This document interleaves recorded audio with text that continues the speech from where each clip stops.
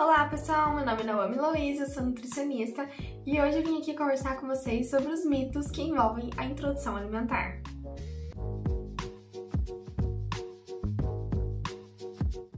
Esses dias eu abri uma caixinha de perguntas sobre introdução alimentar lá nos meus stories no Instagram.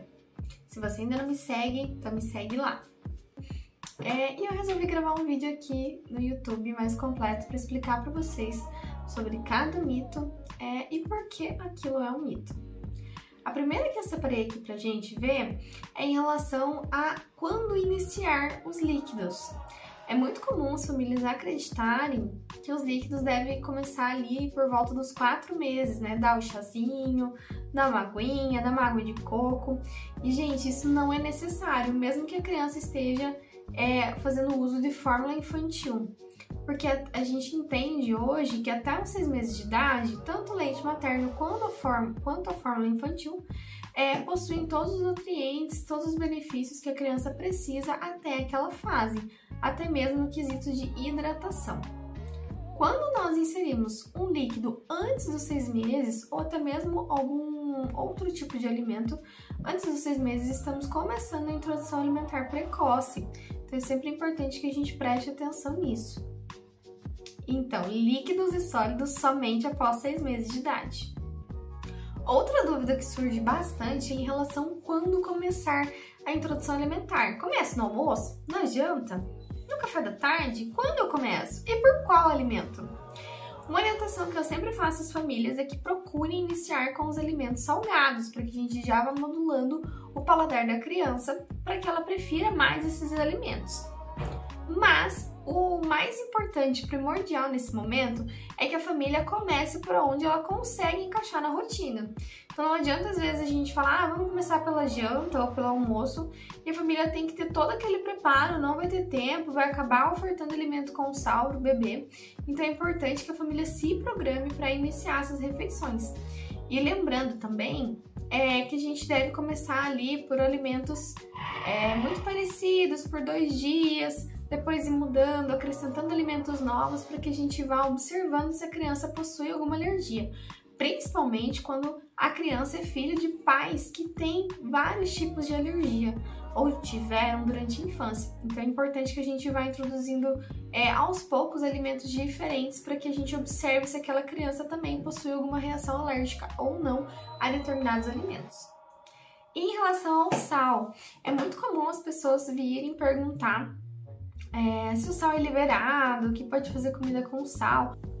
Então, alguns estudos sugerem que os bebês que iniciam a introdução alimentar desde os 6 meses com sal na alimentação têm um risco maior de desenvolver hipertensão na fase adulta. Então, por isso, a Academia Brasileira de Pediatria recomenda que os bebês comecem a introdução alimentar dos 6 meses até 1 ano sem nada de sal. Então sim, gente, o ideal é que essa alimentação seja totalmente sem sal até 1 ano de idade. Outra questão que eu gostaria de trazer aqui é em relação à quantidade. Então há uma grande expectativa que a criança vai começar a introdução alimentar e vai começar a comer aquela pratada. E, gente, isso não é um padrão para cada criança, né? Cada criança tem o seu tempo, tem o seu momento.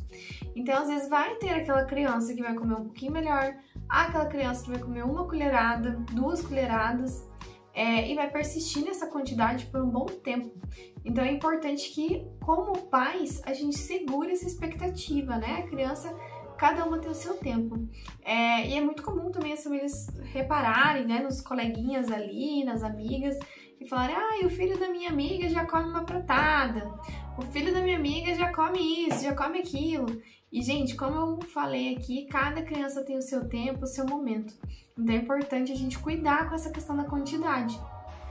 A gente precisa pensar que a introdução alimentar é um momento gradativo, onde a criança está se adequando à alimentação, está conhecendo os alimentos. Então é normal que ela oscile, às vezes vai comer um pouquinho mais, às vezes vai comer um pouquinho menos, e tá tudo bem. Ela está introduzindo os alimentos, ela está conhecendo eles. Então vamos ter paciência. Outra coisa muito importante que envolve a introdução alimentar é o uso dessas chupetas aqui para introduzir as frutas. Gente, essas chupetas elas não são necessárias. Essa chupeta acaba não deixando a criança sentir a textura do alimento, o sabor do alimento, acaba pegando muito mais o suco e deixando muito mais a fibra na chupeta, que é o essencial que a criança precisa também muito nesse momento. Usando a chupeta, a gente também pode acabar não estimulando, né, adequadamente os músculos aqui do rosto, o que pode depois causar uma dificuldade para a criança mastigar. Então, se você quer ofertar fruta para o seu bebê, você deve, né, ofertar fruta para o seu bebê na introdução alimentar, mas não precisa desse item não. Fica tranquilo, dá a fruta mesmo.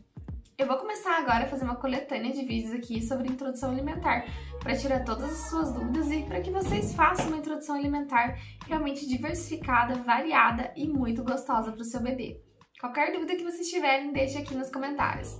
Um beijo e até o próximo vídeo. Tchau!